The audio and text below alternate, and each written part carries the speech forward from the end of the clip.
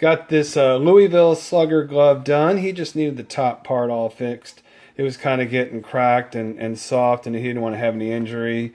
And to his credit, he did try to relace this one himself, but he got it all apart and couldn't get it back together. And that's really how I learned. I literally would just untie a knot and pull out and then put in the new, pull out and put in the new. I didn't understand how a lot of this works.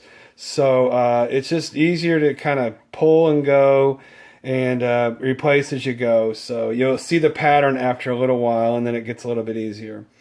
And here's the glove you don't want to start your first one on. These are just one of the most complicated webs. The overall glove is fairly simple, but the web, my gosh, this is separate, this is separate, this comes around and you undo the coil, so that takes this piece out, and you have to take this all apart to put it back together, which makes it the scary thing. Then you got this knot, and then you got this knot, which goes through this brace and then comes around and comes back through. So it's a really kind of a short piece. Then you have some more knots after that over on this side too that come around. It's just a crazy one. I remember the first time I got this glove, it scared the crap out of me.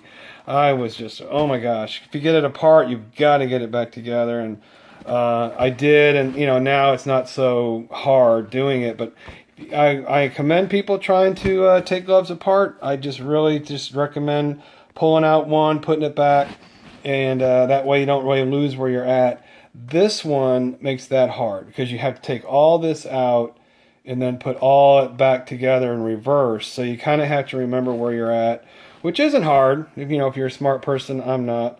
I like a routine, but so this is fun. We'll get it done, and he wants it in royal blue, so that's another reason I did this video. It should look really good with the blue. So we'll get this done and come back and see how it comes out. All right, got the Nokona done in royal blue. Boy, I'm telling you, if you're going to start relacing, which I think is a great idea, this is probably not the glove to start with.